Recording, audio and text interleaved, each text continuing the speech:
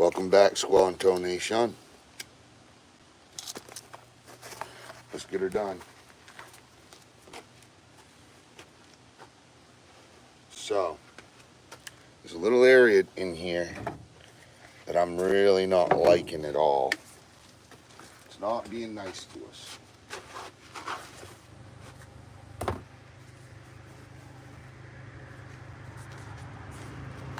So,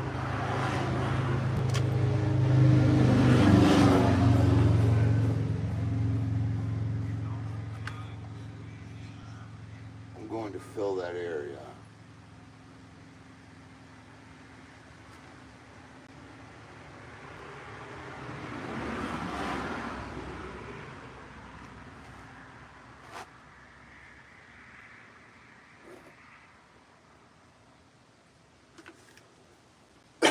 Which is something they did not do before.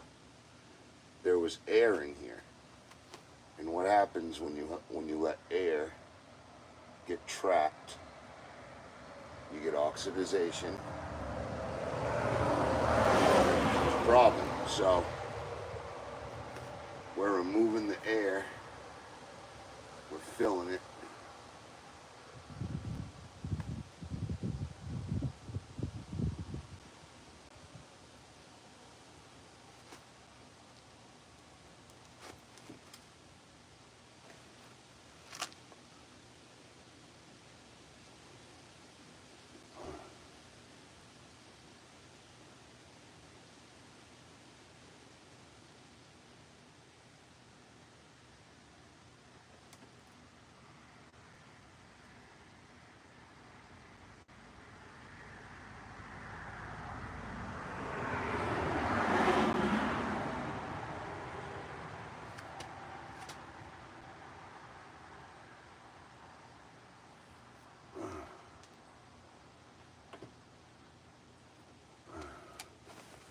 There it is. That looks way better.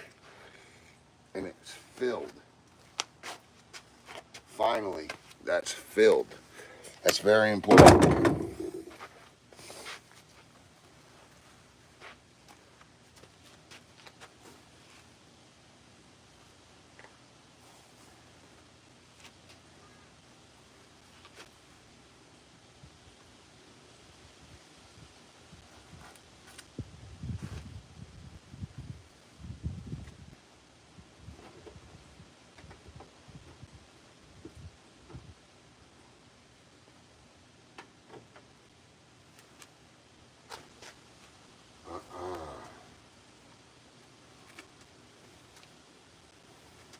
Oh yeah.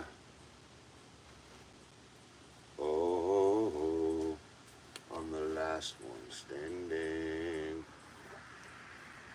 There it is, guys. Now I spray paint.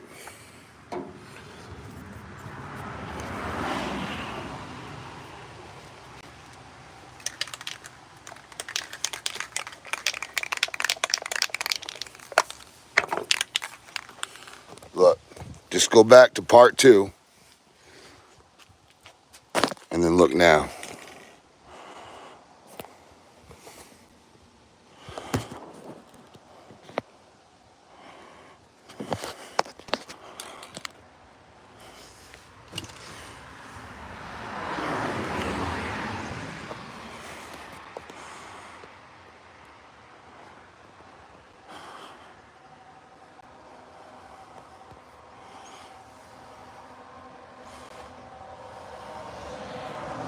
Way smoother.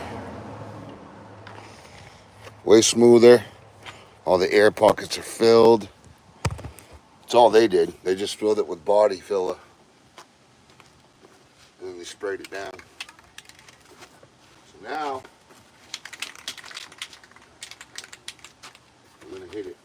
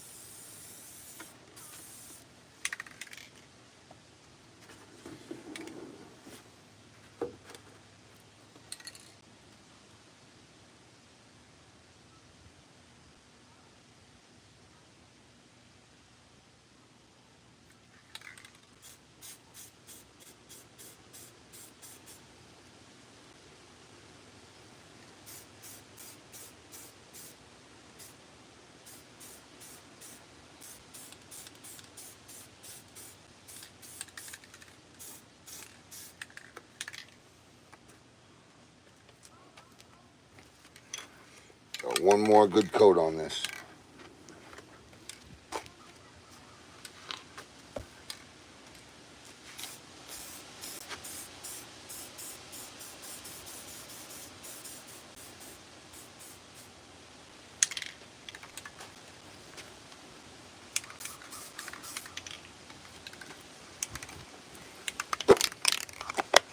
I cannot believe I found the right spray paint. I only bought one. She was 2 hours away, and I went by memory of what color her car was. And I got the right can. It's crazy. Can't even tell it's a different color paint. You know what? It's probably the same damn paint, to be honest. Probably the same fucking color.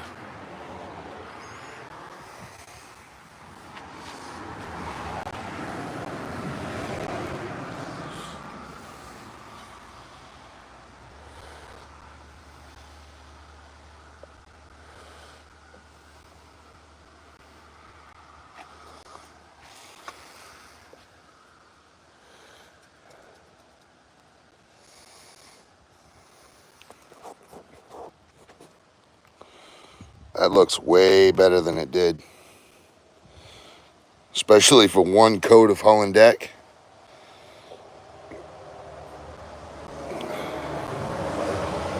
And there was one over here too. Can't even tell it's different color paint. It's crazy. It's fucking crazy. I'm leaving it up high though, letting it get horizontal.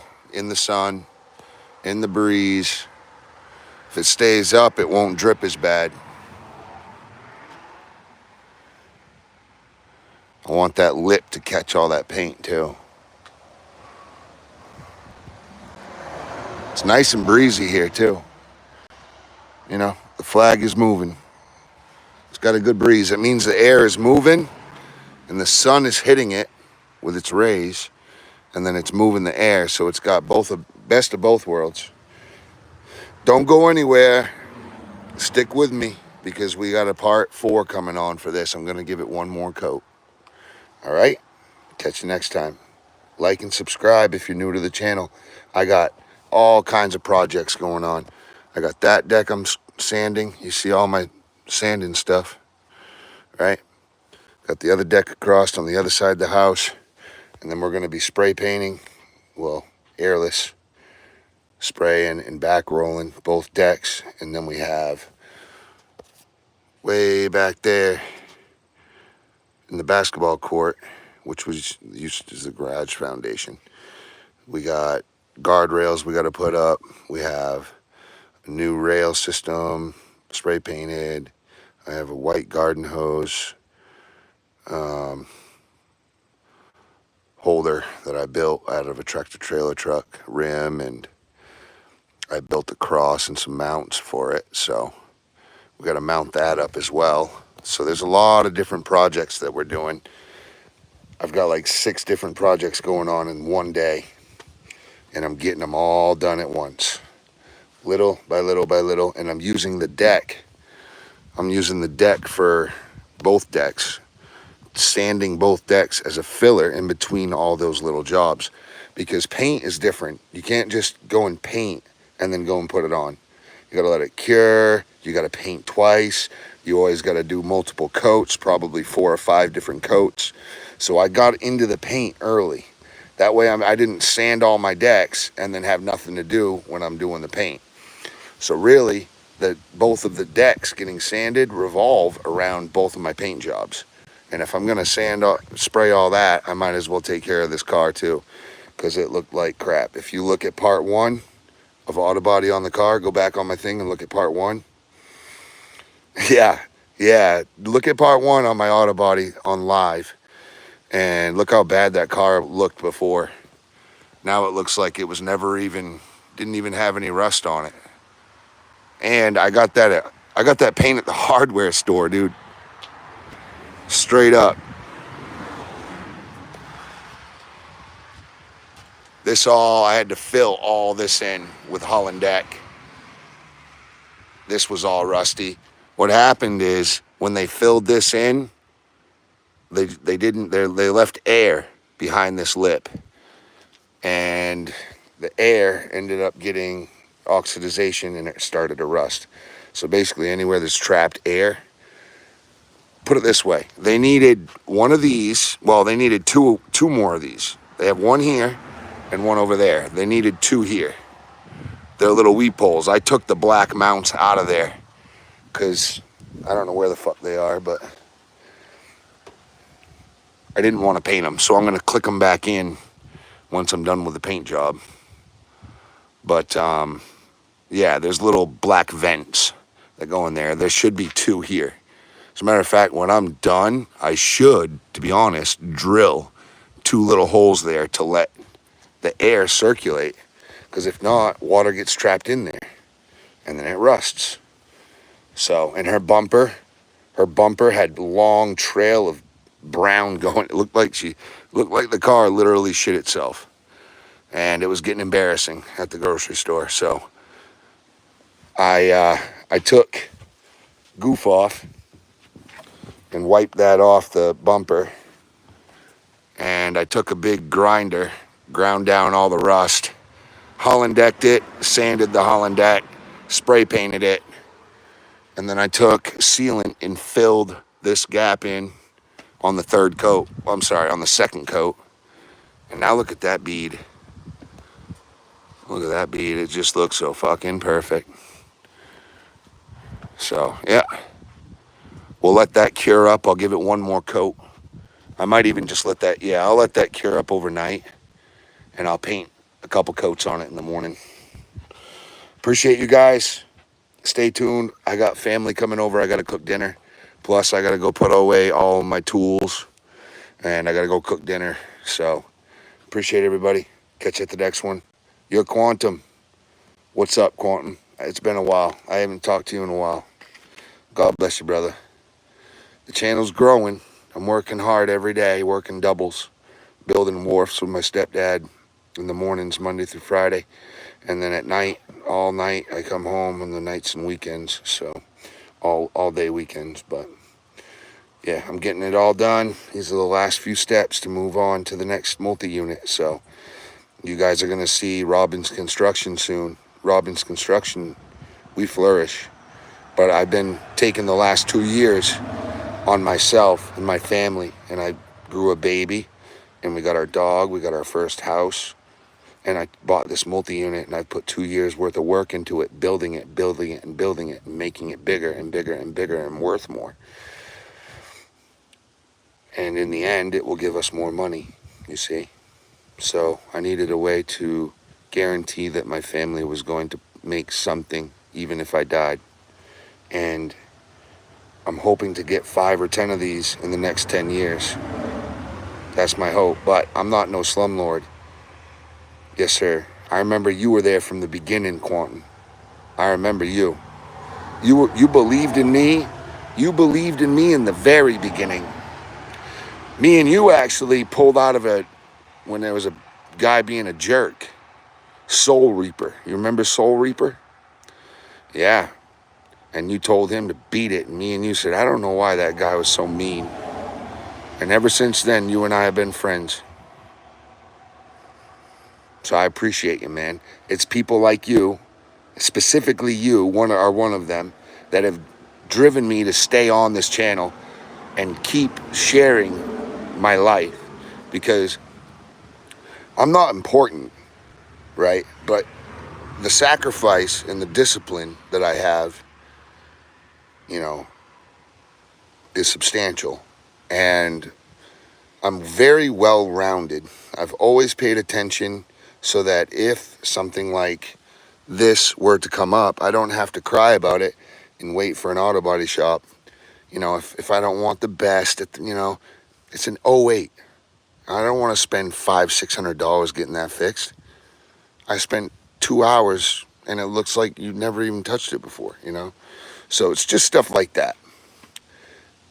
And the whole reason that I chose this business was because I wanted to buy houses, make them worth more, and either rent them or sell them. Eventually I'll have enough money to flip, do a real flip. and that'll be great. But I basically did that, but I did it in a rental. I built a 2-bedroom apartment, which will give us quite a substantial amount of money every month for the rest of our lives. So, I mean, that was just a smart decision in that, you know. But if people can see what I'm doing, they don't got to be scared of business. They don't got to be worried like, oh, I need to have a business degree and I need to have, you know, I need to have graduated high school. You don't got to do shit to own a business. You need the demand, the people, you need the know-how. You got to know what you're doing. You need the tools to get it done. If there are certifications, yes, you'll need to get your certifications, but that's like a couple months or whatever, you know, focusing. For the rest of your life, you'll be able to do whatever you want. Freedom of choice, of will, to do whatever you want for the rest of your life. What's that to get a certificate? Who cares? You know, I've done that before for stuff that I've wanted to do. You know, so you need the work, you need the demand, you need the tools, you need the know-how. That's about it. Generally speaking, some jobs you need a certificate. Who cares? Go and get the damn certificate, and then make business cards and start making money.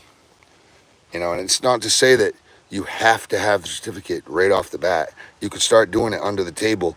I know it's illegal, but you got to make money to live, don't you? And that's how else are you going to get better? How else are you going to hone your skills in other than trying and doing?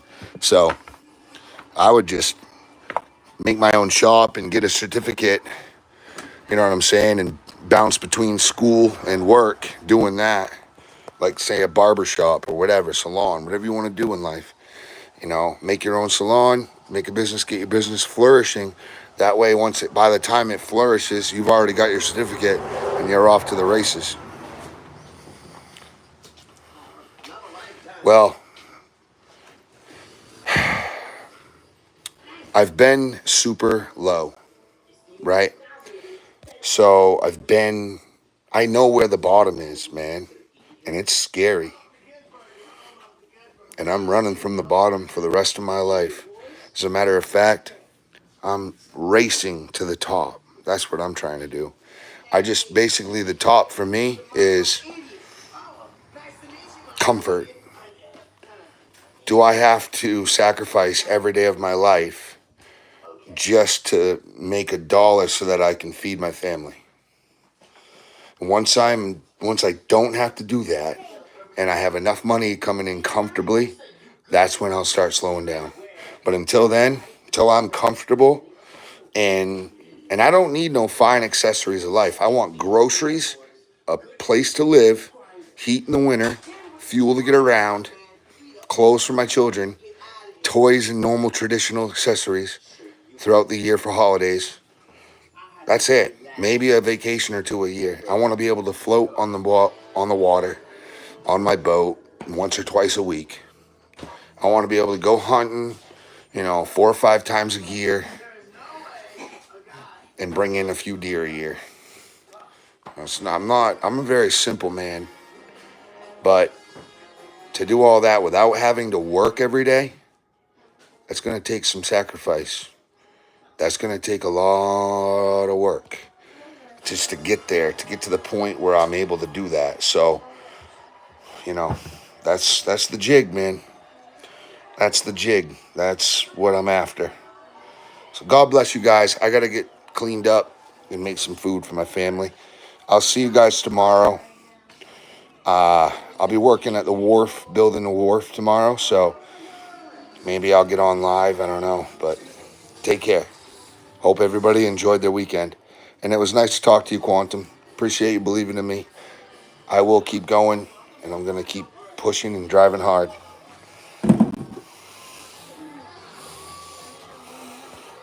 God bless. Like and subscribe if you haven't.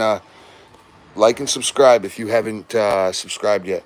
I'm gonna sit down and have an avocado and a kiwi. Yeah, that's right. So I've literally used that as an example for the last 10 years. It's like, what's your next goal? Climb that ladder. All right. Well, just like Super Mario and Mario World and all that, jump on the next ladder and keep going, and then jump on the next ladder and jump on the next ladder and jump on the next ladder, and you just keep jumping ladders and climb and jump ladders and climb. You know, it's like we're all working our asses off. It's just like, what ladder are you on in life? What ladder have you scaled to, yet? You know, and I praise anyone who's done better than me because I want to learn. I'm gonna pick their ears and ask them, hey, what got you here, dude? How'd you do this? This is fucking awesome. This is amazing. And every fucking time, you know what it told me? Every time, you know what those guys told me? I didn't listen to the naysayers, and I kept working every day. I never stopped. And I maximized my leverage over my clients and my competitors and my lenders and my everything. You got to maximize your leverage as much as possible. If it means buying a crate of paint instead of a bucket at a time because you're going to save $400 or $500 a load, then do it. If it means you got to cut down trees and mill your own wood on the weekends because you save $4 or $5 per load, then do it. Whatever it is. If it means you got to buy your own houses and work on your own house so that way you maximize your own appreciation equity, sweat equity, and long-term financial security, then do it, because that's exactly what I did, and it isn't hard. Invest in the proper stocks with your extra money, little bits a week, 5, 10, 15, 20% of what you make each week or month or whatever. Put it in safe stocks, match the S&P 500 index, EFT, growth index, whatever. Put it in those. Give it to Vanguard. Let them take care of it for you. And try to invest in real estate. Because the richest people in the world are the banks and the real estate owners. Those are the richest people in the world. They control everything. Banks, financial institutions, and people who own all the land. Okay? God bless. Like and subscribe.